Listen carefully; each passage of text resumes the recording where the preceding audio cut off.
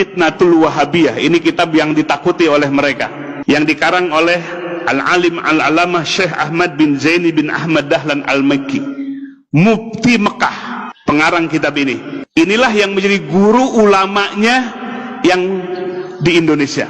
Murid-murid beliau diantaranya pertama adalah Syekh Khalil Al-Bangkalani dari Madura, murid beliau. Yang kedua adalah Syekh Ahmad Khatib Al-Minangkabawi dari Minangkabau, Sumatera Barat, murid dari Syekh Ahmad bin Zaini bin Ahmad Dahlan. Yang ketiga adalah Syekh Nawawi Al-Bantani dari Banten. Dan banyak murid-murid yang lain, murid-murid beliau yang jadi ulama di Indonesia. Nah, beliau dalam kitab ini disebutkan, Bapak Ibu sekalian, beliau hidup di abad ke-13 Hijriah, menyaksikan langsung.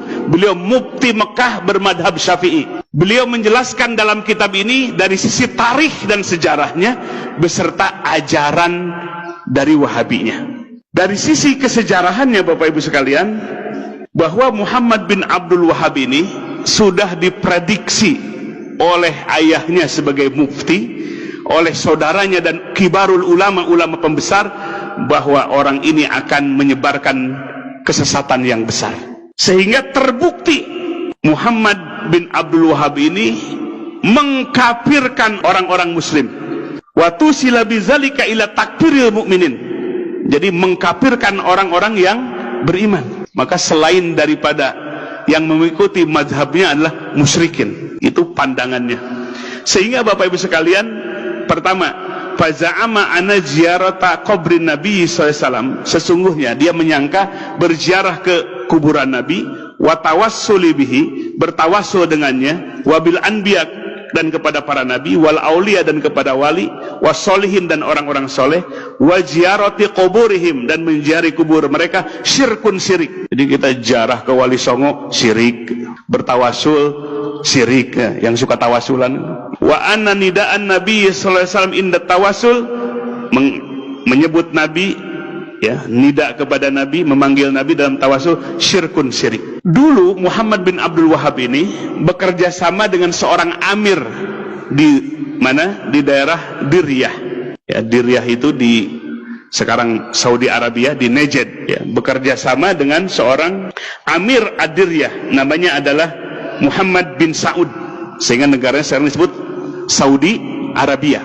Nah, inilah kolaborasi antara Muhammad bin Abdul Wahab dengan Muhammad bin Saud. Yang satu ambisi kekuasaan, yang satu ambisi dengan pemahamannya, ingin menyebarkan pemahamannya.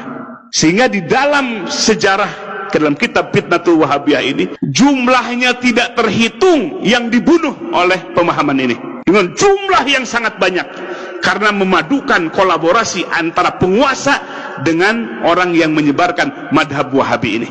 Jumlahnya tidak bisa dihitung. Di Taif, di Jeddah, di Mekah, banyak manusia yang meninggal. Bahkan terakhir, Bapak Ibu sekalian, ketika merebut Hijaz Mekah dan Madinah, mereka menggunakan senjata Inggris untuk membunuh kaum muslimin. Dalam kitab ini, dan banyak kitab-kitab yang lainnya. Maka disebutkan dalam kitab ini, musibah terbesar yang menimpa umat Islam sepanjang sejarah umat Islam adalah fitnahnya Wahabi ini. Maka sekarang, Bapak Ibu sekalian, mereka ganti kulit, nggak mau disebut Wahabi, maunya disebut Salafi. Padahal paham yang mereka pelajari dan kitab-kitab inilah yang mereka pelajari semua. Jadi Bapak Ibu sekalian, ini sungguh memprihatinkan. Kenapa? Karena mereka menggunakan pemahaman seperti ini, pemahaman yang merusak, yang membelah-belah kekuatan umat Islam, yang memecah belah kaum muslimin. Kaum muslimin disebut orang musyrik, bahkan lebih syirik dibandingkan dengan Abu Jahal dan Abu Lahab. Sungguh kejam, Bapak Ibu sekalian, paham ini. Bagaimana kalau anak-anak kita mesantren di tempat itu, melahirkan orang-orang yang kasar, yang radikal seperti itu.